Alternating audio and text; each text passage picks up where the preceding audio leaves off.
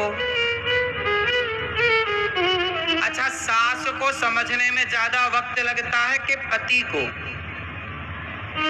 जोर से मैया बताओ मेरी माँ, किसे समझने में वक्त लगता है? हाँ? सास को तो महीने 2 महीने में ही आप समझ जाती हो, 6 महीना लगेगा और क्या।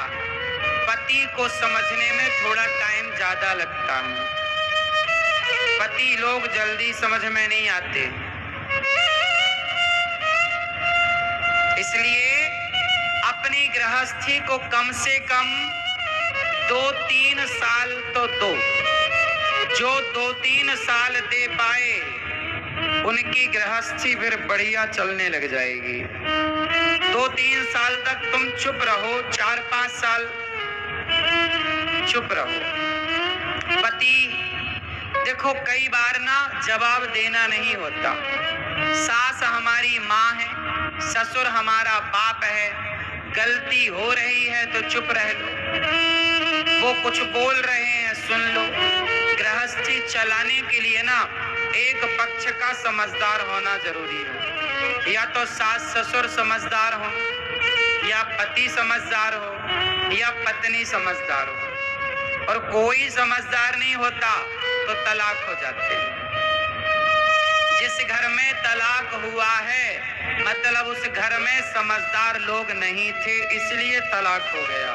समझदार होता, समझदारी से वो बचाते तो बच जाता। एक बात बताओ, हाथ में फोड़ा हो जाता है, समय के साथ भर जाता है कि नहीं? घाव, यदि शरीर का घाव समय के साथ भर जाता है, गंदा पानी समय के साथ साफ हो जाता है, तो रिश्ते भी समय के साथ सुधर जाएंगे। थोड़ा वक्त लगेगा, रिश्तों को समय देने की जरूरत है और चुप रहने की जरूरत है, दोनों को, पति को भी और पत्नी को भी। हाँ, जब तुलसी एक जगह से उखाड़ कर दूसरी जगह लगाओ ना, तो 5-10 दिन तो तुलसी भी ऐसी रहती है, पत्ते बिल्कुल कुम्हला जाते हैं, फिर वो पनपती है। ऐसे टाइम लगता है। एक नए घर से लड़की ससुराल आई है, थोड़ा टाइम लगेगा। इसलिए बहू को बहू की तरह ना रखो, बेटी की तरह रखो। सास को सास की तरह ना रखो, माँ की तरह रखो। ये माँ बेटी बन जाए तो घर घर नहीं स्वर्ग हो जाए साहब। हर बाप चाहता है मेरी बेटी खुश रहे। बेटी खुश तो बाप खुश, बेटी खुश तो माँ खुश, सब खुश। इसलिए खुश रहने की आदत बनाओ। और आप जितने माँ बाप हैं, आप अपनी बेटी और बेटों को पढ़ा लिखा के डिग्रियां तो दे दिए हो, पैसे तो दे दिए हो, लेकिन आपने अपनी औलाद को, बेटा बेटी को खुश रहना नहीं सिखाया। आप माँ बाप को चाहिए कि ये भी कोचिंग दें, ये भी सिखाओ कि बेटा हर हाल में प्रसन्न रहना सीखो।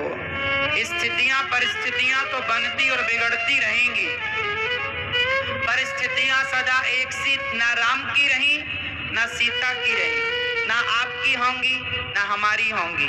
परिस्थितियां तो बनती बिगड़ती, कभी अच्छा तो कभी बुरा, कभी सूखा तो कभी गीला, कभी अमीरी तो कभी गरीबी, कभी कैसा तो कभी, ये सारी जिंदगी चलेगा। पर हर हाल में जो प्रसन्न रहता है वही कामयाब है, वही सफल है। आप अपनी बेटी को, आप अपने बेटे को हर परिस्थिति से लड़ना सिखाओ। अच्छा बताओ, माता पिता भगवान हैं या नहीं? सच्ची बताओ, आपने महसूस जितना किया हो उतना बताना। माँ बाप को भगवान कहना सही है या गलत है? उत्तर दो। सही है? तो आज यदि माँ बाप को भगवान कहना सही है तो स्कूलों में क्यों नहीं बताया जा रहा है कि बेटा मातृदेवो भव, मातृदेवो भव, पितृदेवो भव का पाठ बच्चों को स्कूलों में क्यों नहीं पढ़ाया जा रहा? स्कूलों में इस पाठ की जरूरत नहीं है। काश ये पाठ बच्चों को स्कूलों में पढ़ाया जाता कि माता भगवान होती है तो कोई बेटा कभी अपनी माँ को वृद्धाश्रम ना भेजता। आजकल बच्चे स्कूलों में माता पिता देवता हैं, पूज्य हैं, ये पढ़ ही नहीं रहे तो सम्मान करेंगे कैसे? आज माँ बाप का कोई उपकार बच्चे मानते ही नहीं। माँ बाप बच्चे कहते हैं तुमने हमारे लिए किया ही क्या है। काश एक पाठ ये भी होता बच्चों के लिए कि तुम्हारे माँ बाप ने तुम्हारे लिए क्या क्या किया है। यदि क्या क्या किया है माँ बाप ने, बच्चों को ये पाठ 8वीं क्लास से पढ़ाया जाए।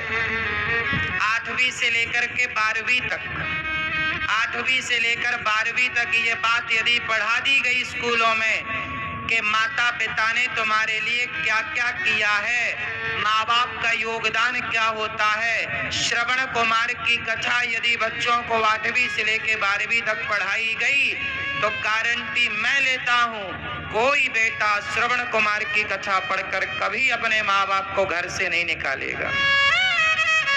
इतना कुछ आप पढ़ाते हो। एक पीरियड आधा घंटा की क्लास बच्चों को माँ बाप के नाम पर होनी चाहिए कि नहीं? और केवल माँ बाप के नाम पर नहीं साहब, आजकल रिश्तों के ऊपर भी पढ़ाई होनी चाहिए। किस तरह विवाह के बाद का जीवन जिया जाए, 8वीं से लेकर 12वीं तक में बच्चों को ये पढ़ाओ कि किस तरह आपको विवाह के बाद कठिनाइयां आ सकती हैं और जब ये कठिनाई आएगी तब आपको क्या निर्णय लेना होगा, ये पढ़ाओ। आजकल बड़े पढ़े लिखे बच्चे, बड़ी बड़ी डिग्रियां धारी बच्चे, वह गृहस्थी नहीं चला पा रहे हैं। बड़ी बड़ी फैक्ट्री चलाने वाले लोग, बड़ा बड़ा बिजनेस चलाने वाले लोग अपनी गृहस्थी, क्यों मेरी माँ? तो गृहस्थी चलाने का भी एक सिलेबस होना चाहिए कि नहीं? 8वीं से लेकर 12वीं तक में ये सब पढ़ाओ कि विवाह के बाद क्या क्या कठिनाइयां आ सकती हैं। यदि ये पढ़ा दिया गया तो तलाक रुक जाएगा साहब। क्या रुक जाएगा? बोलो, तलाक रुक जाएगा।